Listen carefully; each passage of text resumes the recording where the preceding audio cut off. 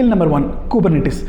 Kubernetes is the one of the tool that you can commonly see in all the job descriptions of Cloud Engineer and DevOps Engineer roles. The main reason is this Kubernetes is being widely used across organizations for orchestrating their workloads or application hosting or to orchestrate their pods and containers. So if you can learn this Kubernetes skill and understand its basics and understand how it works, and if you are able to maintain and manage a Kubernetes cluster, then you will be considered as a gem in the job market, and HR persons and the technical recruiters will fall behind you to hire. So it is one such skill that most organizations is trying hard to find right people to manage their Kubernetes cluster, because it is the core component of the company. Skill number 2, Docker. So gone are the days where companies were provisioning separate virtual machines to handle different applications of the company. So they want to isolate their workloads from each other. So they were provisioning separate virtual machines. With this evolution of virtualization concept, now we have Docker. It is such an amazing tool that helps the organization to run different applications and different environments all in a single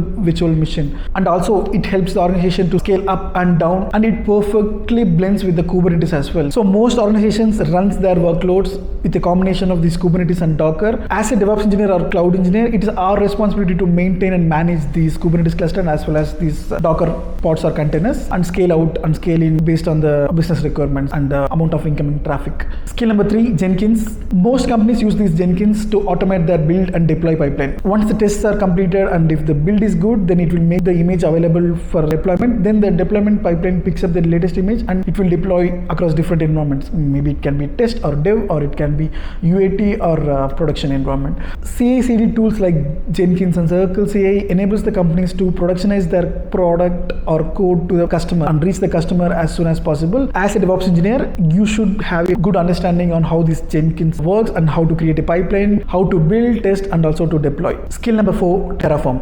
If you are new to cloud or you are the one who just starting with the cloud, you will be using console to create a virtual machine or to provision some resources from AWS or GCP or Azure. But when you start working for a company, and if you are working on a production environment, so definitely you're gonna use some infrastructure as a code kind of tools like Terraform or Pulumi. My recommendation is to learn Terraform because it's widely used in the market, and also it is one such skill that is mentioned in almost all of the job description of DevOps engineers. Definitely you should learn Terraform and you should understand how it works, and you should know the key differences between Terraform and AWS Cloud Formation, for example. If you want to become a good DevOps engineer, previously mentioned 4 skills is going to really help you. But if you want to become a rockstar DevOps engineer, you need to pick up 2 more skills that's coming up right away. Skill number 5, Linux. Regardless of which company you are working for and what project you are going to work on, you should definitely learn Linux, because it's kind of a basic expectation from the companies that any DevOps engineer or cloud engineer must have this Linux knowledge, because every day you are going to be dealing with some Linux server. So it is a must and should to become a rockstar engineer. When I mean Linux, you should know how to install Linux OS and how to configure the networking stuff and how to deal with the OS and how to update or patch the OS and the security aspects, and you should be knowing what's a DNS and HTTP protocol, how it works, DHCP, what it means, and the 7 layers of OSI model. All these stuff you should be knowing, like core concepts of Linux and networking. Last but not the least, skill number 6 is Git. Git is one of the most underrated skill, I would say. Most people forget to know its worth and they completely ignore it, but I would insist you to properly learn Git and what are the various commands and what's the difference between one another, because once you start working as a DevOps engineer, on day in and day out you're going to be work on different Git repos and Git branches, and you'll be using most Git commands. So it is a must to understand what's the difference between each, otherwise you will be end up messing up the whole production code and it's going to be highly escalated. So in order to avoid this, please dedicate some time to understand the Git basics and understand the commands, and practice by merging different branches and cherry pick and merge to a branch, and use the Jenkins to and prepare a build for the release.